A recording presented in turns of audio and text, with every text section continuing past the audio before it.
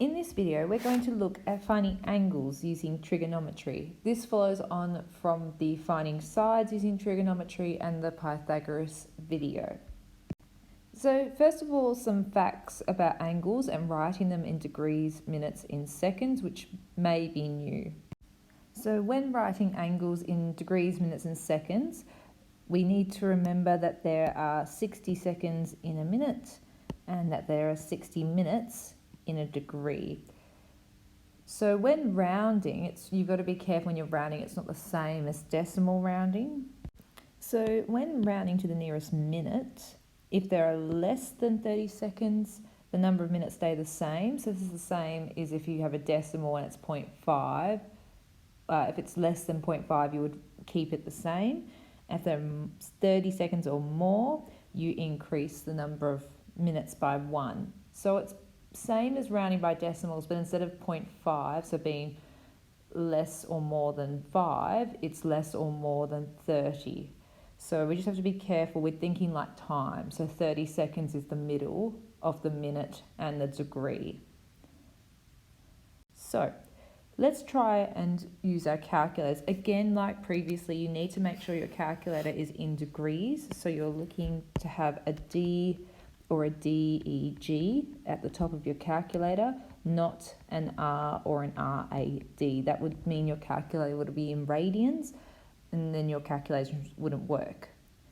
So calculate the size of theta if tan of theta is 3.426, and they want us to do both the nearest degree and the nearest minute. So we'll try working through these two examples. So for A, we know that tan of theta is 3.426. Now, we want our angle to be the subject. At the moment, we have tan of theta. We just want theta alone as the subject. So we need to remove the tan. Now, it's not as easy as just dividing by tan. What we do is the inverse tan. So to take the tan across to the other side, we actually make it theta equals the inverse of tan, which is tan to the -1.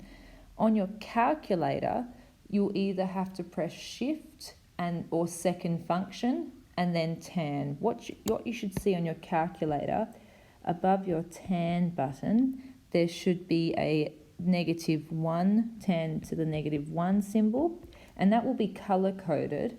And then at the top left of your calculator, you should have a button that matches that color. So if the tan to -1's in orange, your second function button might be in orange. That's telling you that the tan button has multiple functions. So to get your inverse tan to the -1, you'll need to click the second function button first and then click tan.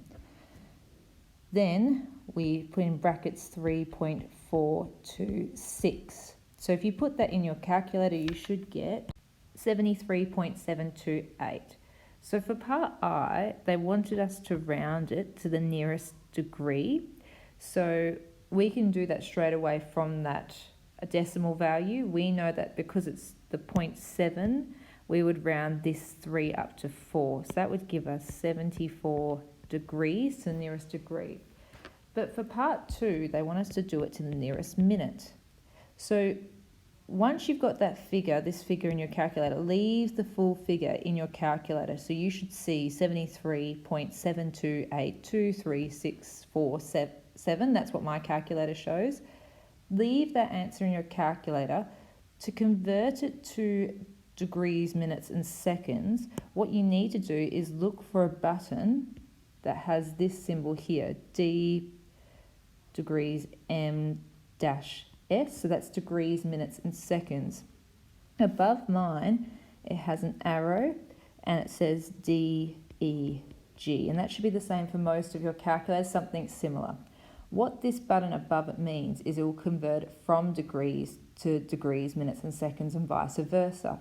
Again, this button will be color coded to match your second function button. So if you press your second function, then the DMS button, it will convert it to degrees, minutes and seconds. So what my calculator shows is 73 degrees, 43 minutes, and 41 seconds. So that's what my dot 0.65. That's what my calculator shows. So the questions asked us to round it to the nearest minute. So they want us to round it to this point here. So we look at the seconds. Now we have 41 seconds. That's more than 30. So we will round this to 73 degrees and 44 seconds. And that's how you leave your answer. So let's try part B. I'll go through this one a bit faster. So we've got sine of theta is 3/13. We just want theta as a subject, so we'll do the inverse of sine, and we will do the 3/13 in our calculator. We'll type this in, and we get 13.342 ... So part 1, rounding it to the nearest degree, we're just going to get 13 degrees. Then for part 2, converting it to degrees, minutes and seconds, I still have that full answer, this full answer here in my calculator. So it's 13.3423638. I will then press my second function button and then this DMS button, and press, and it will just convert it. I don't even need to press equals. And that gives me 13 degrees, 20 seconds, 20 minutes, sorry, and 32 seconds, 0.51. And so rounding it to the nearest minute, I can see that we've got 32 seconds. That's more than 30. So I need to increase the minutes by 1. That'll be 13 degrees and 21 seconds. Moving on to doing some trig work. So for this question here, find the two unknown angles in this triangle, give your answer to the nearest minute. So we have the two angles. We have this angle up here, which we'll call angle FDG, and we also have this angle in here, which we're going to call angle FGD. So we'll do the red angle first, angle FDG. So again, always labeling our triangle, our hypotenuse. From this angle down, this is our opposite side and this is our adjacent. I can see that we have the adjacent side and the opposite side. So we're going to use the tangent ratio. So tan of our angle DFDG is going to equal our 20 opposite over adjacent, which is going to give our 15 over 24.9. Again, we just want the angle to be the subject, so angle FDG is going to equal the inverse of 10 and then 15 over 24.9. We'll put this into our calculator and it will give us a 31.065. It wants the answers to the nearest minute. So again, I'm going to hit my second, leave the answer in my calculator, hit second function DMS, and that's going to give me 31 degrees, 3 minutes and 54 seconds. I want it to the nearest minute. We've got more than 30 seconds, so that's going to leave me with 31 minutes and 4 seconds. So now we'll do the other angle, our angle FGD. So this time we've got our hypotenuse will still be across from the right angle, but our opposite is going to be 24.9 and our adjacent is going to be 15. So that way we're still doing tan, but we've reversed the two sides. So we're going to have tan of angle FGD is going to equal our opposite, which is 24.9 over 15. Again, we want the angle to be the subject, so we're going to do the inverse of tan and 24.9 over 15. And that gives us an answer of